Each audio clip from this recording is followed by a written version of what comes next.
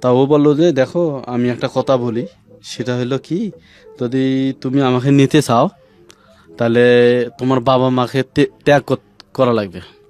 আচ্ছা। তখন আমার মনটা চাইলো না, যে ঠিক আছে তাহলে মনে হয় আমার দ্বারা সম্ভব না। আমার নাম হলো মোহাম্মদ সাদাত হোসেন সুমন। সুমন। তো সুমন ভাই বয়স কত আপনার? আমার বয়স হলো 31 বছর। এখন 31 বছর। কি গল্প আপনার একেবারে যেখান থেকে মনে বলতে ইচ্ছে করে বলুন আপনি। স্যার আমার জীবনের প্রথম থেকে যেটুকু থেকে জ্ঞান হয় সেটুকু থেকে গল্প আমার। জি বলেন। আমার যখন বয়স 12 তখনই আমার বাবা আমার মা আমাকে মাদ্রাসায় রেখে আসে, আর ওইখানে পড়াশোনা করি। হওয়ার পর আমার বাবা একজন রিক্সা চালক, সে প্রায় 7-8 বছর রিক্সা চালক, সে রিক্সা চালাইছিল। তা আমাকে মাদ্রাসায় দিয়ে আসে। দিয়ে আসার পর ওইখানে মনে করেন যে সবারে বাবা মা আসে। আমার বাবা মা খুব ছিল, দরিদ্র ছিল। আসতো না তেমন একটা। হ্যাঁ, সেরকম একটা আসতো না, মানে কিছু দিতে পারতো না, নাস্তা। আমি লজিন থাকি ওইখানে, লজিনে ওইখানে 3 বেলা খাওয়া দাওয়া করি আর পড়াশোনা করি। আর বিকেল টাইমে মন খারাপ থাকলে আমি বাইরে বসে থাকি। বসে থেকে সবার বাবা মা আসে, আমার বাবা মা আসে না, এই কারণে আমি সব সময় কাঁদতাম আর ওইখানে বসে থাকতাম সব সময়। তারপরে হঠাৎ 2 সপ্তাহ 3 সপ্তাহ পর আসে। আসার পর আমাকে মানে দেখাশোনা করি, যেটুকু দেওয়ার সেটুকু দিয়ে চলে যায়। আর বলে যে বাবা খুব আমরা কষ্টে আছি, একটু ভালো করে পড়াশোনা করিও। তারপর ওইখানে 3 বছর আমি পড়াশোনা করি। হওয়ার পর ওইখানে আমার মামা নিজে শিক্ষক ছিল। তারপর ওইখান থেকে চলে আসি। আসার পর মানে আমার পড়ালেখা আর হইল না, খুব অভাব আসিয়া সেরকম একবেলা আমরা ভাত খাইতাম। তা আমাদের ওইখানে বিড়ির কাজ ছিল। বিড়ির কাজ আমার আম্মা যতক্ষণে বিড়ি কাজ করে অতক্ষণেই বিড়িটা জমা দেওয়ার পর ওইখান থেকে টাকা আসে, তারপরে চাউলটা আনে, ওইখান থেকেই আমরা খাওয়া দাওয়া করি। এরকম বাড়িতে থাকতে থাকতে মানে আমার কিরকম একটা লাগতেছে যে আমি বাড়ির মধ্যে আমরা হইলাম 2 ভাই 1 বোন, বাড়ির মধ্যে আমি বড়, তাইলেন দেখতে পারতেছি না। তোর আব্বা কইলাম যে আব্বা আমি যে কোনো একটা কাজ করব। তা আব্বা বলে যে না, কাজ করার দরকার নেই, তুমি পড়াশোনা করো। যে না, আমি পড়াশোনা করতে পারবো না। পরে আব্বা ওইখান থেকে রাগারাগি করে। তারপরে আমি ওইখান থেকে রংপুরে শহরে ওইখানে কাজ খুঁজি। খোঁজার পর দেখি কোথাও পাই না কাজ। আচ্ছা। কাজ খোঁজার পর কোথাও পাই না, ওইখান থেকে আবার বাড়িতে আসি। আসার পর এখন বাবা বলে যে একটা রিক্সা ছিল, তাকেও মানে ওটাও বিক্রি করছে। করার পর এখন সংসার চলতেছে না, এখন কি করি। পরে আব্বা একটা পাকজাল কিনে মাছ ধরা, ওইখান থেকে আমরা আব্বা সহ মাছ ধরি। ধরার পর যতক্ষণে মাছ পাই মানে ওইটুকু বিক্রি করি, করার পর খাওয়া দাওয়া করি। আর একবেলা যদি সকালে যদি খাই, দুপুরে নাই, দুপুরে যদি খাই আবার রাত্রে নাই। রুটি কোনো সময় রুটি খাই বা মুড়ি খাই। তারপর অনেক কষ্ট ছিল। হ্যাঁ, খুবই কষ্ট ছিল। ওইখান থেকে আবার আমি দেখতে না পারে আমি রংপুরে চলে যাই একজনকার কাছে, যা ওইখানে আমার কাজ হয়। হওয়ার পর ওইখানে ওই মহাজন বলে যে এটুকু তুমি কাজ করতে পারবা, ওইখানে তো মেশিনের ব্যাপার, কাজ করতে পারবে না, তুমি কাজ করিও না। তারপরে ওনার আমি হাত ধরি যে এরকম এরকম সমস্যা, আমাকে কাজ করা লাগবে আমার এরকম বাড়িতে। তখন ওনার মায়া হয় একটু, মায়া হওয়ার পর ওইখান থেকে আমাকে কাজ দেয়। তা মাসে বেতন ছিল আমার 350 টাকা। মাসে উনি 350 টাকা দেয় আমাকে। দেওয়ার পর ওইখানে তারপরেও আমি লক্ষ্য ছিল যে কাজটা আমি শিখবো, এক সময় তো বেশি টাকা পাবো। এখন নাহলে 350 পাইতেছি মাসে, নাহলে পরে বেশি পাবো। এই কারণে আমার কাজটা শিখে তারপরে ওইখানে কাজ করি। হইতে হইতে আমার বেতন ওইখান থেকে 3800 টাকা হয়ে যায়। আচ্ছা। হওয়ার পর একটু সংসারে ভালো দেখতেছি, মানে ভালো ইয়ে করতেছি। চাউলের টাকাটা তো মাসে আমি দিতে পারতেছি, এটা আমার ভালো লাগতেছে। হুম ওইখানে থাকতে থাকতে বন্ধু বান্ধব আসছিল ওইখানকার। হুম থাকার পর ওদের সাথে মিশার পর আমার এক মেয়েকে পছন্দ হয় ওইখানকার। হুম যত কষ্ট হোক তারপরে ওই জগৎটা দেখলাম আমি অন্যরকম একটু, হুম মানে মনের ভেতরে একটু ইয়ে ছিল, দুর্বল ছিল, ও দেখে ভালো লেগে যায়। আচ্ছা তা ওর বাবা ছিল ড্রাইভার। হুম তা ওকে আমি মানে পছন্দ করি।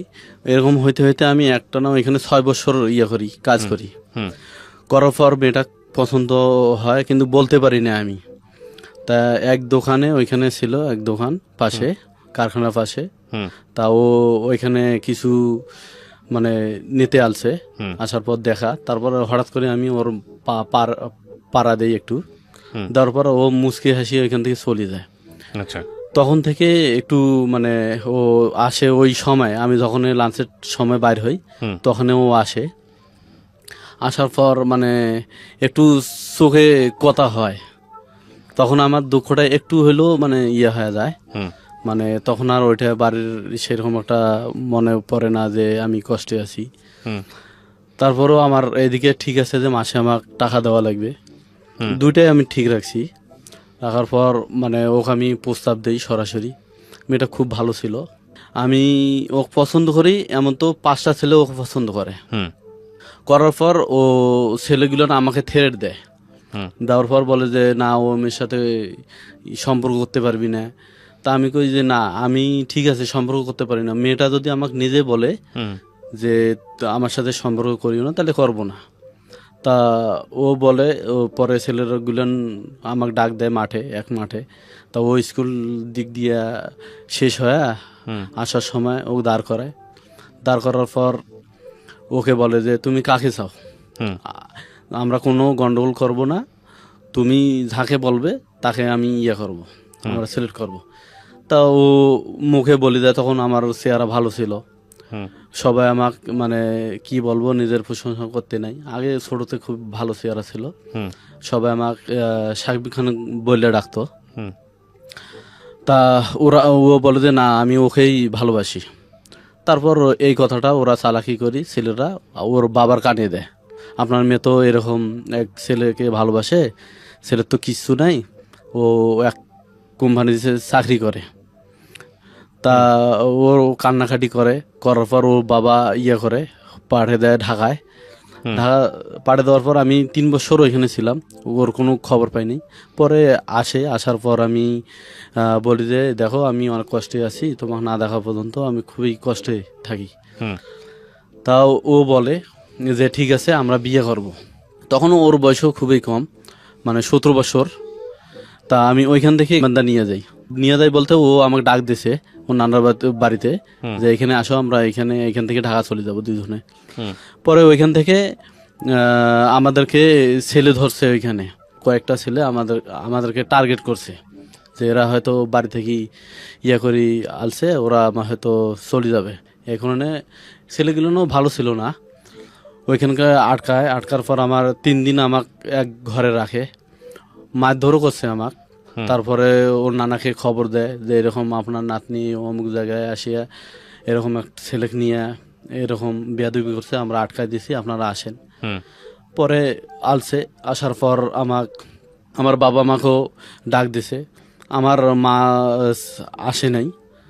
তা আমার আলছে, বাবা আলছে, চাচা আলছে, তারপরে আমার যে কারখানায় চাকরি করতাম উনি বড় ভাই আলছে। আসার পর ওইখানে ওই ছেলেগুলোকে মানে চেয়ারম্যানও ছিল, ওই ছেলেদের দাবি করছে যে আমরা এরকম ধরছি, আপনাদের কোনো ক্ষয়ক্ষতি করি নাই, কারো মারধর করি নাই, তা আমাদেরকে টাকা দেওয়া লাগবে। তা ওরা এক পর্যায়ে দাবি ধরে বসে। তখন আমার সেদিন আমার বোনের বিয়ে ছিল, হুম আমি শুধু দেখা করতে আলছি, আমার বোনের বিয়ে ছিল সেদিন। তা আমি আলছি, তা যখন খবর পাই তখন বাড়িতে অনেক কান্নাকাটি হয়ে যায়, আমার বোনের বিয়ে পর্যন্ত ভাঙতে ধরছিল হুম যে এরকম বিয়ে আমরা দেব না, ওর বোনকে আমরা বিয়ে করাবো না। হুম তা অনেক অনুরোধ করি, আমার মামা ভালো ছিল, ও অনেক অনুরোধ করে ঠিক আছে ওর কপাল ও ইয়ে করছে, এর কপালে তো দুঃখ দিয়ে লাভ নাই, আপনারা এটা ইয়ে করেন। তা ওরা ওই বিয়ে অফ থুয়ে আবার আসে, আসার পর দেখে যে এরকম ঝামেলা। পরে আব্বা আমাকে জিজ্ঞাসা করলো যে আমি কি টাকা দিয়ে যাব তোমাকে নিয়ে, না মেয়েকে নিয়ে যাব? মেঘ দেখিয়ে আব্বার খুবই পছন্দ হয়েছে যে না, ছেলের পছন্দ আছে।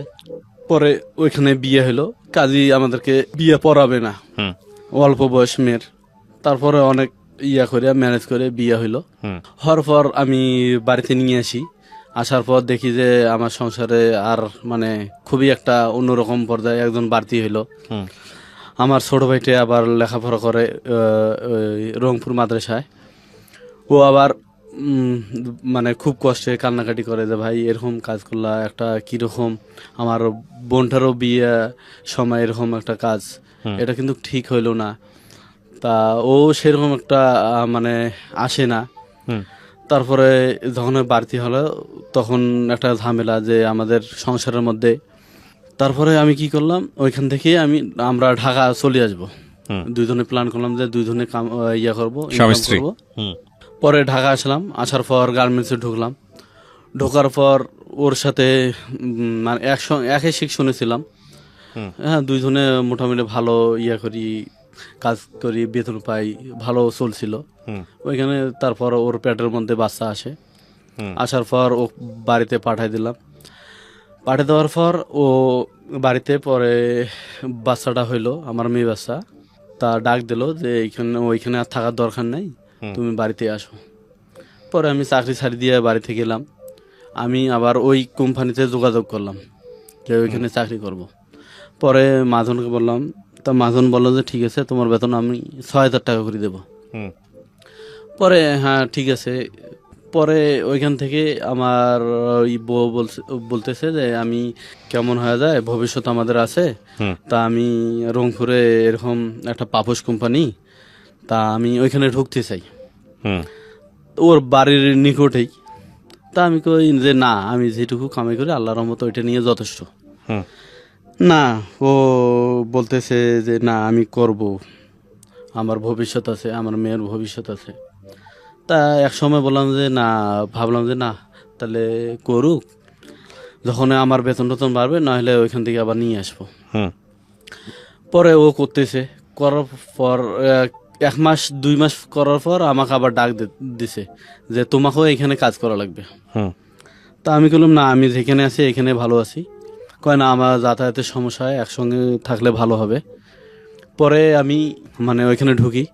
ঢোকার পর আমি শুনি মানুষের কাছে যে ওর সাথে নাকি এক ছেলের রিলেশন আছে। আচ্ছা। পরে আমি বিশ্বাস করি না যে না, এটা হতে পারে না, যেহেতু আমাদের লাভ ম্যারেজ করে বিয়ে, আমাদের সংসারে তো সেরকম একটা ওক নিয়ে অশান্তি নেই। তা ও এরকম ধরনের কাজ তো করতে পারে না। তা ছেলেটা খুব বিশ্বাসী আমার ছিল। তা বললো যে দেখ, আমি খারাপের জন্য বলতেছি না, আসলেই সত্য। পরে আমি কি করলাম, ওর একটা মোবাইল ছিল, তা মোবাইলটার মধ্যে অটো রেকর্ড আমি চালু করে দিছি। ও বুঝতে পারেনি। আচ্ছা। পরে ওর সাথে কথা বলে একদিন 2 সপ্তাহ পর আমি করছি, মোবাইলটা নিয়েছি। নেওয়ার পর বলছি যে তোমার সেটটা দাও, আমি একটু কাজ করব, তা তুমি আজকে চলে যাও। ও চলে গেছে। আমি দেখি যে অনেক রেকর্ড হয়েছে। হওয়ার পর আমি শুনি ওরা প্ল্যানও করছিল চলে যাওয়ার জন্য। তারপরে আমার মাথা তো অন্যরকম হয়ে গেল যে না, ও তো আমি ভালোবাসা করি, সম্পর্ক করে বিয়ে করলাম, ও আবার বাচ্চা হইলো, তারপরে অন্য ছেলে নিয়ে চলে যাবে। তা ওকে আমি এককভাবে জিজ্ঞাসা করি। পরের দিন আমি যাইতে দেইনি। না দেওয়ার পর ওকে বলছি যে আজকে যাইতে পারবো না, তোমার সাথে কিছু কথা আছে। তা ও আর যায় না। যাওয়ার পর আমি কথাগুলো জিজ্ঞাসা করলাম, কয় না, আগে আমি শুনে নেই রেকর্ড। কয় না, এটা তোমাকে ভুল বলছে আর তোমার ভুল ধারণা। তা আমি বুঝাইলাম যে দেখো, যে এটা কিন্তু ঠিক না, আমাদের একটা মেয়ে আছে। তা ও বলছে যে না, আসলে দেখো এটা মিথ্যে। তা আসলে ও আমার খুবই ভালোবাসছিল, আমিও খুবই ভালোবাসছিলাম। এর মাঝে যে এইটা ঢুকবে আমি ভাবিও পাই নাই। পরে ওকে আমি জিজ্ঞাসা করলাম, যখন রেকর্ডটা ছাড়ি দিছি তখন ওর মাথা অন্যরকম হয়ে গেছে। পরে আমি চেক দিতে না পারি, আমার মানে ও বাড়ি মারছি, অনেক কিছু গায়ে হাত তুলেছেন। মারামারি করছে। হ্যাঁ।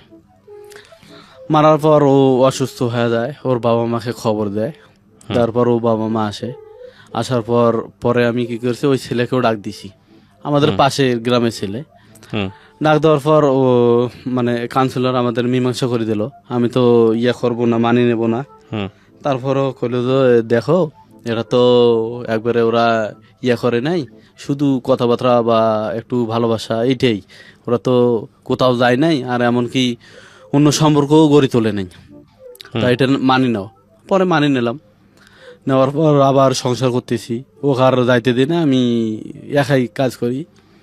হুম দেওয়ার পর পরে আব্বা একটা দোকান দেয় আমাদের বাজারে। দোকান দেওয়ার পর মোটামুটি আল্লাহর মধ্যে ভালো চলছে। হুম ওইখান থেকে পরে ও এইখান থেকে চলে যায়, কি নিয়ে যেন আমাকে এ পর্যন্ত বুঝতে দেয় নাই। হুম ও চলে যায়, যায় ওইখানে আটক হয় ওদের বাড়িতে। তা আমি এত খবর পাঠাই, এত কিছু বলি, ও ইয়ে হয় না, আসে না, আমাকে ডাকে। আমি যখন একদিন গেছি, যাওয়ার পর ওর মা ওর আব্বা ভালো কথাই বলছে, আমাকে অনেক বুঝাইছে। তা আমার বউ বলতেছে যে দেখো আমি ওই এইভাবে হইলে তো আমার আমার দোষী দিতেছে ও, হুম যে ওইখানে আমি থাকবো না, তুমি এইখানে দরকার হলে থাকো, আমরা এইখানে দুইজনে কাজ করব, এইখানে থাকবো, এখানে সব কিছু হবে, ওইখানে আর যাব না। হুম আমি বলি, না এটা হতে পারে না, আমি আমার বাবা ছাড়া থাকতে পারবো না। পরে অনেক কথা হওয়ার পর ওইখানে আমি চলে আসি, ওকে আমি খবর পাঠাই, ও ওইখান থেকে আবার ওর নানার বাড়িতে, হুম ওইখানে অনেক খবর পাঠাই, ও আসে না। তারপরে আমি কি করলাম, 3-4 মাস হয়ে যায় আসে না। তা আমি বললাম যে আমি কি যাই নিয়ে আসবো, সেটাও ও বলে না। হুম পরে আমি কি করলাম, উকিল উকিল নোটিশ পাঠাইলাম। আচ্ছা পাঠার পর ও তারপরে কোনো কিছু জবাব দেয় না। পরে আরেকটা পাঠাইলাম, তারপর 3টে এরকম করে পাঠাইছি। পাঠার পর ও কোনো জবাব দেয় না। দেওয়ার পর আমি কি করি, এক পর্যায়ে আমি ওকে মানে ডিভোর্স দেওয়ার সিদ্ধান্ত নেই, হুম যে না ওকে আমি দেবো, ডিভোর্স দেব। দিতাম না। আরও একটা আছে এখানে, আরও এক জায়গায় শুনি যে ওর এরকম মানে রিলেশন, ওর আমার বিয়ের আগে রিলেশন ছিল, ওটা মানে আমার অজান্তে ছিল। হুম আমি যখন রিলেশন করি তখন ছিল না, এর আগে ছিল। আচ্ছা পরে ও ওইখানে আমি একজন খবর দেয়, এটা সত্য না মিথ্যে এটা এ পর্যন্ত আমি জানি না। হুম পরে শুনি যে ওই ছেলেটার সাথে নাকি সম্পর্ক খুবই হয়ে গেছে। আমাকে একজন বলে যে এরকম এরকম তোর বউকে দেখলাম ওর সাথে ঘুরতে। আমার তো মাথা আবার অন্যরকম হয়ে গেল, যে না এর তো রাখা যাবে না। পরে কি যে আমার ওইখানে আমি সেরকমটা বুঝতে পারি নাই, হুম আমার ভুল ওইখানে। আমি যদি ওকে নিয়ে থাকতাম, ওকে নিয়ে করতাম, তাহলে মানে ভুলটা যদি বুঝতে পারতাম, হুম তাহলে মানে হ্যাঁ আজকে। যাই হোক, হ্যাঁ, কি হলো তারপর, কি করলেন হ্যাঁ, আপনারা? তারপরে ওইখান থেকে আমি ডিভোর্স দিলাম। হুম ডিভোর্স দেওয়ার পর ও সাইন করে নেয়। পরে আমাকে এসে বললো যে ও তো মানি নেয় নাই, তা কি করবেন? তা আমি কই দেখেন আপনি যেটা ভালো মনে করেন সেটা করেন। পরে উনি যায় ওইখানে চালাকি করে ওনার সিগনেচার নিয়ে আসে। হুম নিয়ে আসার পর মনে করেন আমাকে দিছে। তারপরে আমি এইখান আর বাড়িতে থাকলাম না। মেয়েটা আমার কাছে ছিল, ওর 4 বছর তখন বয়স ছিল 2 বছর। হুম তখন ও নিয়ে গেছে, ওর সাথে ছিল। পরে আমি আবার নিয়ে আলছি, হুম অনেক কৌশলে নিয়ে আলছি। নেওয়ার পর আমি ঢাকা আসি। আসার পর 3-4 বছর ছিলাম ঢাকায়। হুম থাকার পর ওর সাথে হঠাৎ একদিন কথা হয়। হওয়ার পর আমি দেখি যে মেয়েটার খুব মা ছাড়া খুব সমস্যা, হুম কান্নাকাটি করে। তখন ওকে আমি দিলাম যে দেখো আমি ভুল স্বীকার করতেছি, আমারে ভুল, আমি আবার তোমাকে আমি নিতে চাই। হুম তা ও বললো যে দেখো আমি একটা কথা বলি, সেটা হলো কি, যদি তুমি আমাকে নিতে চাও তাহলে তোমার বাবা মাকে ত্যাগ করা লাগবে। আচ্ছা তখন আমার মনটা চাইল না, যে ঠিক আছে তাহলে মনে হয় আমার দ্বারা সম্ভব না। আমি তখন বাবা মা আমার ফোন করে বলতেছে বাড়ি থেকে যে তুই বাড়িতে আয়, এরকম একটু ইয়ে আছে, খুব দরকার আছে, এমার্জেন্সি। তা আমি পরে ঢাকা থেকে চলে যাই। যাওয়ার পর আমার বলতেছে, আম্মা বলতেছে যে আমার শরীরের অবস্থা ভালো না, তা তোকে আমি বিয়ে দিতে চাই। হুম তা আমি বললাম যে না, এখন আমি বিয়ে করব না, পরে করব। পরে আমার করলো যে না, আমার শরীর খুবই খারাপ, আমি আর পারতেছি না, তুই বাড়িতে থাক আর বউ বাড়িতে থাক, এখানে কর্ম কর। তা ঠিক আছে। পরে আমি অনেক কষ্টে মানিয়ে নিলাম, দেখি যে মেয়েটা আমার কাছে থাকে, কীরকম একটা লাগে। পরে আমি ওইখান থেকে আবার বিয়ে করলাম। তা আমি মানে মেয়েটাকে প্রথম ওয়াইফকে ডিভোর্স দিয়ে আপনি আবার বিয়ে করলেন? হ্যাঁ, আবার বিয়ে করলাম। হুম পরে ওইখান থেকে মানে আমার এখানে ভুল হয়েছে যে মেয়েটাকে আমি দেখি নেই, না দেখিয়ে বিয়ে করছি। আমার মামা দেখছে, আমার ভাই দেখছে, বোন দেখছে। দেখার পর আমি ও না দেখি বিয়ে করছি। যখন বিয়ে হয় সেই দিন রাত্রে আমি নিয়ে এসে দেখি মেয়েটা অন্যরকম, হুম মানে একবারে মানে অন্যরকম। আল্লাহ সৃষ্টি, ও ঠিক আছে। হুম তারপরও আমার মানে তখন বয়স ছিল অন্যরকম, হুম মানিয়ে নিতে পারিনি যে আমাকে এটা কি দিল। আপনার পছন্দ হয়নি? মূল কথা হ্যাঁ, হচ্ছে। পছন্দ হয়নি। হুম পরে আমি পরে ওই মানে ওর সাথে সেরকম একটা কথাবার্তা বলি না। ও অনেক কান্নাকাটি করে, মানে আমার সাথে ও বলে যে আমার সাথে সেরকম কথাবার্তা করো না। হুম। এমনকি ওর সাথে আমি মিলে মানে যেটা স্বামী স্ত্রীর ওটাও আমি ওর সাথে করি না, ভালোবাসাটা হুম ওকে সেটা দেই না। হ্যাঁ, তারপর ওর সাথে বয়স বিয়ের বয়স ধরে 1 বছর হয়ে যায়, মানে আমার মনে হয় না যে ওর সাথে আমি করছি। তারপর ও মেয়ে আমাকে বলে যে আমি থাকবো না। পরে ওইখান থেকে দেয়, মানে ও বলে যে থাকবো না। তখন কাউন্সিলের মাধ্যমে আমাকে একটা কাগজ পাঠিয়ে দেয় বিচারের, ও আসেও না। পরে আমরা গেলাম, যাওয়ার পর ও বলে যে এরকম আমি সংসার করব না। হ্যাঁ, মানুষ বলে যে অনেক বলে যে আহ, দুনিয়ার পাপ, কেউ কেউ বলে যে দুনিয়ার পাপ দুনিয়াতে মোচন হয়। এটা মনে হয় আমার অভিশাপ। যখন মেয়েটাকে আমি ডিভোর্স দেই, হুম দিনমোহর ছিল আমার 80,000, ওইখান থেকে মাফ হয় 20,000, হওয়ার পর 60,000 টাকা আমি বুঝাই দেই। তখন ওর আম্মা, তারপরে ও হুম অনেক কান্নাকাটি করছে, করার পর আমাকে বলছে যে তোর ভালো হবে না। হুম তারপর ওইখান থেকে আমি করি, অটো চালাই। ওই বাদ দিলাম ওইখানে চাকরি। মানে আপনার দ্বিতীয় স্ত্রীটাও চলে গেল? হ্যাঁ, চলে গেল। ওইখান থেকে আমি অটো চালাই। অটো চালার পর বেশ 1 বছর পর মানে আমি অটো চালাই, আর বিয়ে টিয়ে করি না, হুম যে আর জীবনে আর বিয়ে করব না। তখন কি হয়ে যায়, আমার মার ক্যান্সার হয়ে যায়, খুব অসুস্থ। মানে দেখতেছি আস্তে আস্তে খুব অসুস্থ হয়ে যাইতেছে, শুনে হয়ে যাইতেছে। হুম তারপরে ধরাত পড়লো যে ওনার বৃষ্টি নাকি ক্যান্সার, ব্রেস্ট ক্যান্সার। হ্যাঁ হ্যাঁ। তা ডাক্তার অনেক দেখাই, দেখার পর একটা প্রথম অপারেশন করাই। হুম করার পর ওইখান থেকে মানে অনেক টাকা চলে যায়। আরও আমাদের সংসারের ছিল ঘাটতি হয়ে, যেটুকু জমি ছিল হুম ওইখান থেকে আমরা একটু বন্ধক রাখি। হুম বন্ধক রাখার পর আরও দেখি যে টাকা পয়সার দরকার খুবই, থেরাপি দেওয়া লাগতেছে, ওইটা বৃদ্ধি হইতেছে। ওইখান থেকে মানে সৃষ্টি হইতেছে, বিশাল বড় আকৃতি হইতেছে, হুম পোকা জন্ম নিতেছে।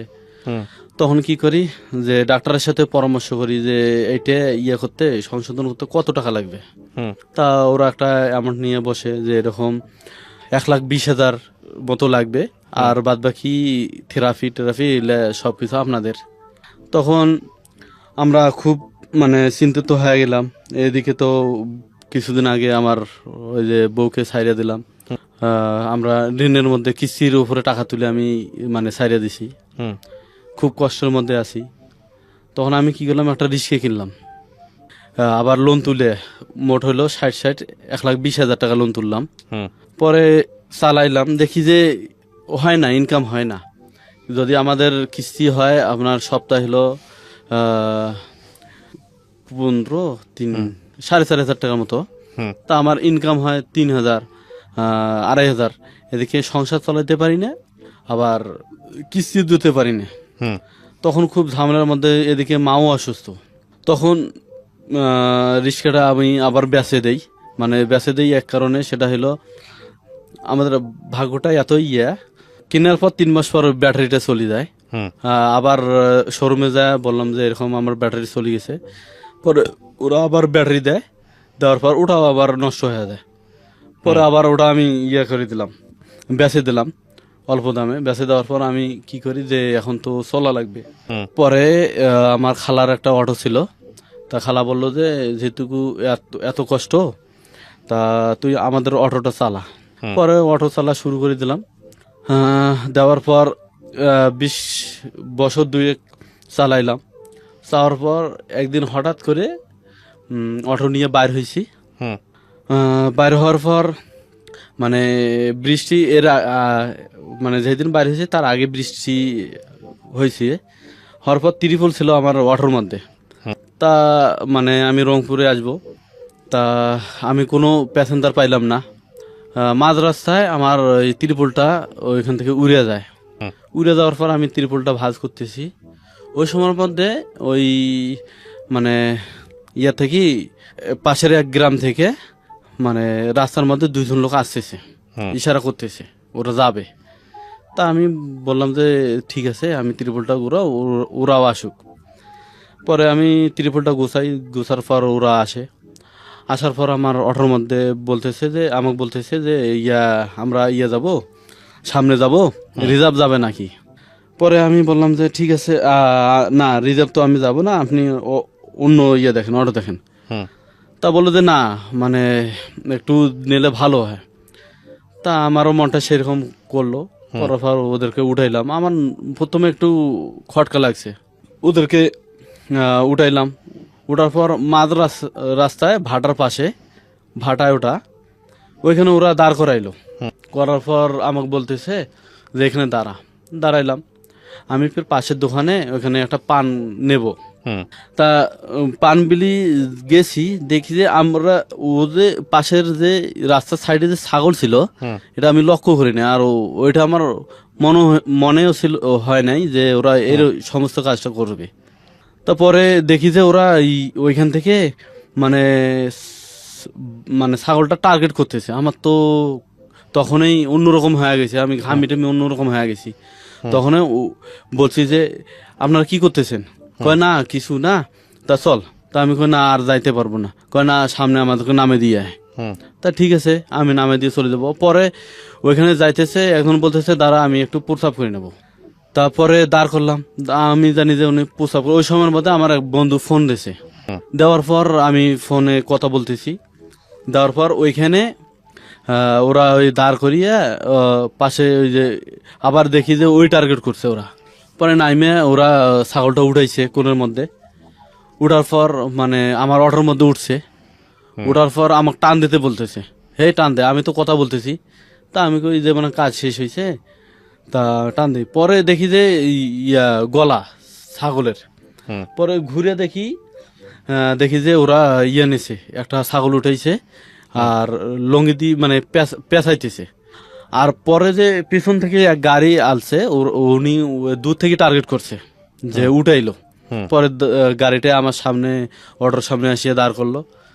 করার পর আমার ধরছে। আমি যে উঠাইছে তাকে আমি কলার ধরছি। ধরার পর আরেকজন ছিল, চলে গেছে ওইখান থেকে, পলাইছে। কখন পলাইছে আমি জানি না। একে আমি ধরছি, অনেক মারধর আমি করলাম। করার পর এলাকাবাসী ছুটে আসলো। আসার পর ওরাও মারধর করলো। করার পর এখন উল্টা দাবি করতেছে আমিও নাকি জড়িত ছিলাম। তা আমি রোডের সাইডে আছি, আর ওখানে নিয়ে গেছে ভেতরে, অনেক মারধর করছে। করার পর ও ওইখান থেকে বলতেছে ও জড়িত ছিল। মানে আপনার কথা বলে দিছে? হ্যাঁ, বলে দিছে।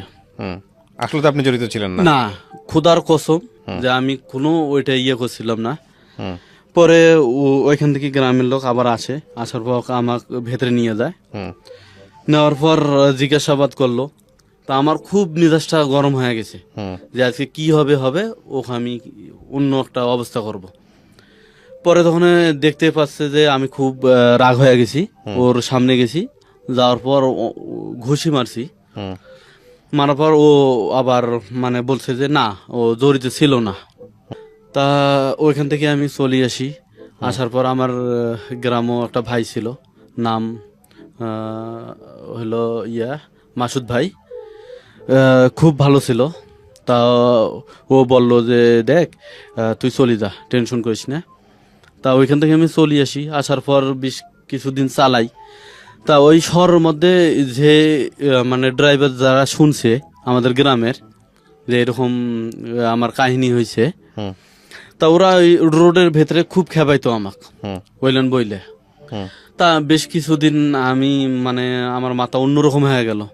পরে মাও অসুস্থ খুবই, চিকিৎসার টাকা আমি টেনশনে গাড়ি চালাই। পরে এক পর্যায়ে মা আমাকে বললো যে তো এরকম তোর কপালে, তা একটা কাজ কর, আমি লাস্ট বউ, আমার ভালো লাগতেছে না, আমি মনে হয় কি হয় না হয় বলা যায় না, তো বিয়ে করাই দেবো।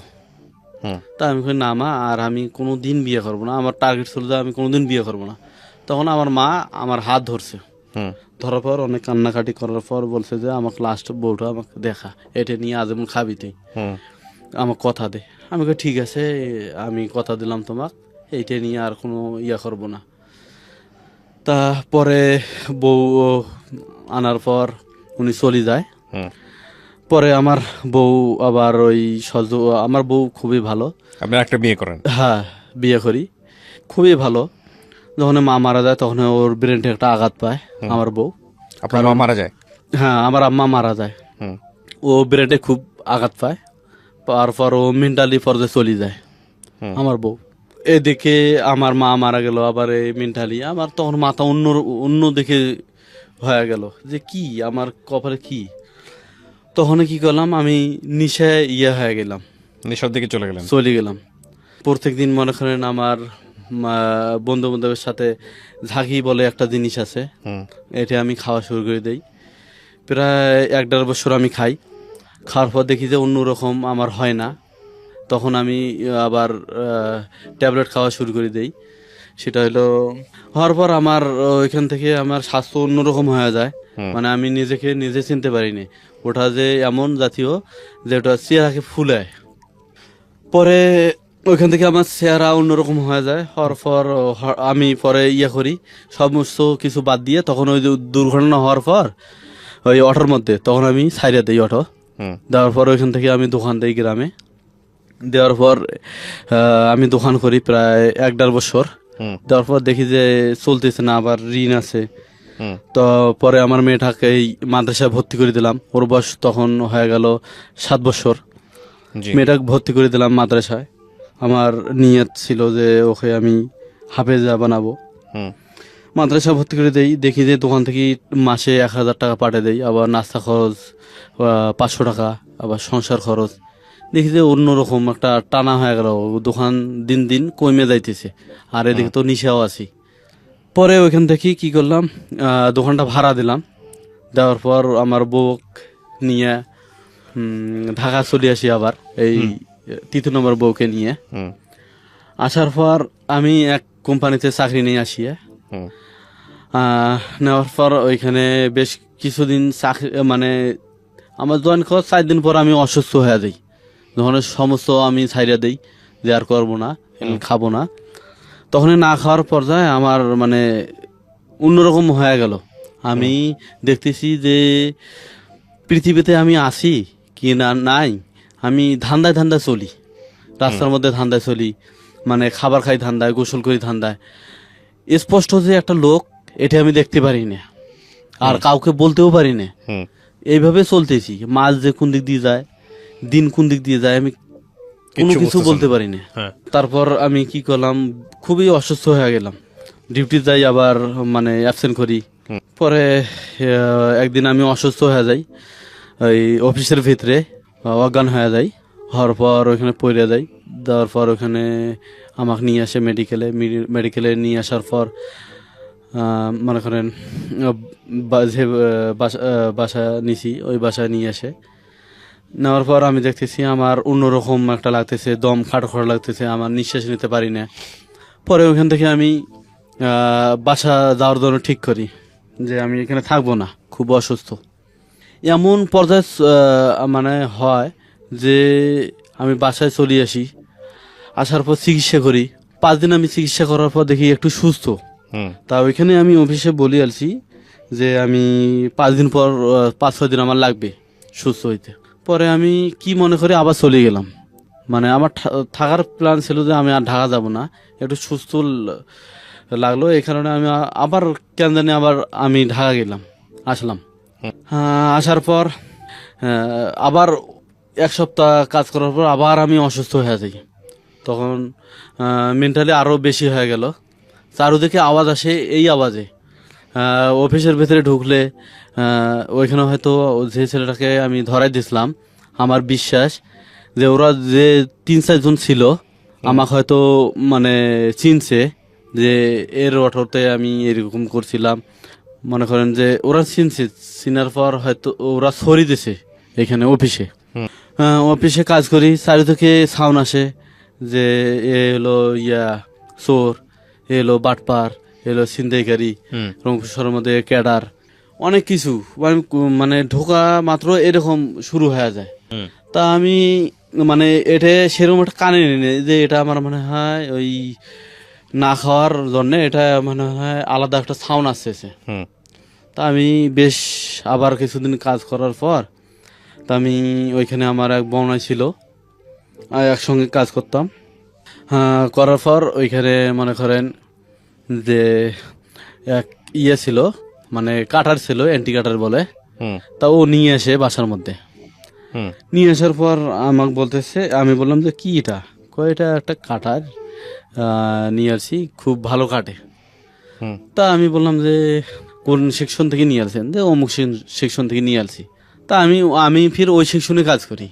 তা কই আমার তো সেরকম একটা নজরে পড়ে নাই। আমি মনে মনে ভাবলাম যে কিরকম করি একটা মানে কিরকম মানে শয়তান মানে হ্যাঁ মাথায় চাপ দিছে। দেওয়ার পর আমারও ভুল ছিল, কি কারণে মানুষের অফিসের জিনিস আমি ধরবো। হঠাৎ করে আমি আবার নিয়ে আসি একটা। নিয়ে আসার পর পাশের রুমে যে লোকটা, পাশের রুমে আমার যে একজন ছিল, তা ও আবার কিভাবে যেন ওইটা দেখছে। দেখার পর ওর মানে ওর সাথে আমার কিছু বললো না হয়, ওর সাথে আমার ঝগড়া হয়েছে। প্রথম যাওয়ার পর যখন আমার মেন্টালি সমস্যা হয় তখন ওর সাথে আমার ঝগড়া হয়। বাসার মধ্যে অনেক গালিগালাজ করতেছে খারাপ ভাষায়।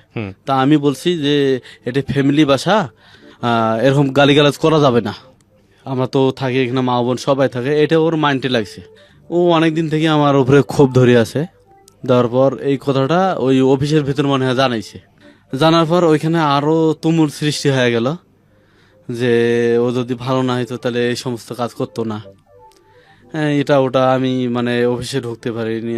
যদিও ঢুকি তাহলে বাইশ সাইড দিয়ে কান আসে, কানে আসে এরকম সমস্ত কাজ, যে এটা ওটা এই ছিনতাইকারী, ওই বাটপার, ও এরকম। তখন কি যে দোকানে আমি খরচা করি, বাকিতে মাসে টাকা দেই, ওইখানেও বলি দে যে একে এরকম দেবেন না, কিন্তু ছেলেটা ভালো না। তখন ওরাও সেরকম আমাকে দেখে, সেরকম মানে গ্যাস শেষ হলেও আমাকে সেরকম দিতে চায় না, গ্যাস থাকতেও। আপনি বর্তমানে কি করছেন? বর্তমান আমি ঢাকা থেকে যাই, এখান থেকে এক হোটেলে আমি চাকরি নেই। নেওয়ার পর ওখানে হেল্পারি কাজ করি। আচ্ছা, আপনার ছেলে মেয়ে কয়জন?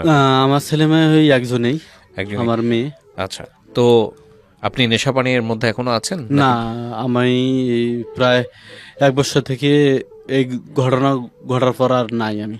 আচ্ছা, কি ঘটনা ঘটেছিল? ঘটনা পরে ওই যখন এই সমস্ত কথা বলে, আমি তখনই বলছি যে আমি তো নির্দোষ, আমি তো এটা কাজ করি নাই। তাহলে আমি বাইরে আসি ইনকাম কি কারণে করতে পারবো না, কর্ম কি কারণে করতে পারবো না। বাজার যাই, সবাই আমাকে অন্য চোখে দেখে, কথাবার্তা বলে না সেরকম। তারপরে আমি কি করি, ওই সেদিন বউয়ের সাথে আমার একটু ঝগড়া লাগছে। লাগার পর আমি রুমের মধ্যে আমার মেন্টালি অনেক বাড়ছিল। বাড়ার পর কি করছি, আমি যখন দেখি এই সমস্ত, তখন আমি কি করছি, সিজার ছিল আমার রুমে, আমি সপ্তাহে এটা সিজার দিয়ে ব্যবহার করতাম। ওই সিজার গলার মধ্যে দিয়ে আমি শিল পাথর দিয়ে বাড়ি মারছি। যে নিজের গলার মধ্যে দিয়ে? হ্যাঁ, নিজের গলার মধ্যে বাড়ি মারছি। মারার পর মানে কি আপনার প্ল্যান কি ছিল, সুইসাইড করবেন? হ্যাঁ সুইসাইড করব, কারণ একটাই জিনিসে আমি, সেটা হলো কি কারণে আমাকে বলবে, আমি তো নির্দোষ, আমি তো এই সমস্ত কাজে কি হয় জড়িত না। তারপরে?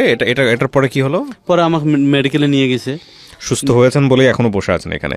আচ্ছা, আপনি এই গল্পটা কেন আজকে রেডিওতে বললেন এটা বলেন তো। হ্যাঁ, এটা বলতে আসছি এই কারণে যে কেউ যেন আমার মতো ভুল না করে। আপনার ভুলগুলা কি কি? প্রথম স্ত্রী যত ভুল করুক, মানে আমার সবার কাছে একটাই যে এটা যেন মানি নেয়। মানে প্রথম স্ত্রী যত ভুলই করুক মেনে নিতে হবে? মেনে নিতে বলতে মানে কিছু কিছু আমার ভুল ছিল। আচ্ছা, আপনারও কিছু ভুল ছিল, জি। সেটা কম্প্রোমাইজ করে জীবনটা সুন্দর হতে পারতো দুজনের জি, ভুলগুলো জি। কারেকশন আমি করে। যদি ওকে, করতে আই ডু এগ্রি। আর বাকি আর কোনো ভুল? হ্যাঁ, আর কোনো ভুল যে আমার দ্বিতীয় স্ত্রী যে বিয়ে করলাম, আমার না না দেখে যে বিয়ে করলাম, এটা আমি ছাইরে দিছি। ও অনেক হয়তো কষ্ট পেয়েছে, হ্যাঁ। অভিশাপ। আপনি মূল কথা হচ্ছে যে আপনি যে ভুল থেকে শিখেছেন সেই ভুলগুলো পরবর্তী জীবনে আর না করা, নেশার দিকে না যাওয়া।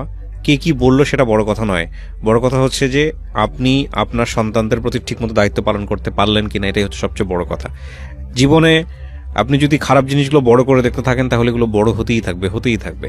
এতগুলো বিয়ে করেছেন, লোকজন ভালো চোখে দেখে না, লোকজন অন্যভাবে দেখে, পরিবারে সাপোর্ট দেওয়ার মতো কেউ নাই। বাবা বেঁচে আছে? হ্যাঁ, বেঁচে আছে। বাবা বেঁচে আছে, মাটা চলে গেল।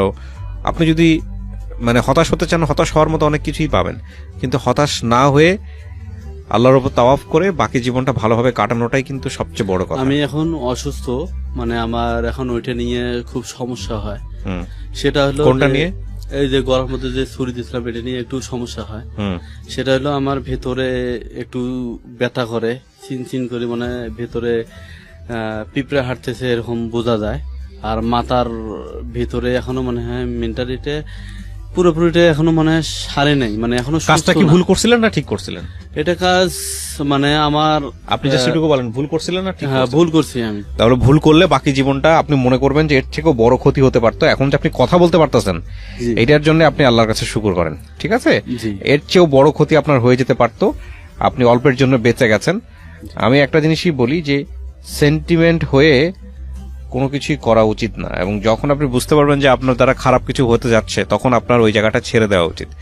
ওইখান থেকে ছেড়ে বের হয়ে যান, ওখান থেকে অন্য কোথাও যান, অন্যদিকে কোথাও কনসেন্ট্রেশন করেন। খুব কঠিন এই বিষয়গুলা, কিন্তু রাগ থেকে জীবনে আসলে ভালো কিছু হয় না। এবং জি। আপনার রাগ বেশি হচ্ছে মানে হলো আপনি যদি ধর্মে বিশ্বাস করেন তাহলে শয়তান আপনার ভিতরে ঢুকে বসে আছে এবং চাচ্ছে সে আপনার ক্ষতি হোক। সুতরাং ওখান থেকে বেরোতে হবে। প্রিয় দর্শক এবং শ্রোতা, শিক্ষণীয় গল্প নিঃসন্দেহে, একেবারে গ্রাসরুট পিপল, প্রান্তিক পর্যায়ের মানুষের গল্প। তবে এই রকম ঘটনা আমাদের জীবনে কম বেশি আছে, এবং হতাশ হতে চাইলে আপনি অনেকভাবে হতাশ হতে পারবেন। কিন্তু গলায় এই যে উনি যে কাজটা করেছে সুইসাইড করার মতো, এই কাজটা,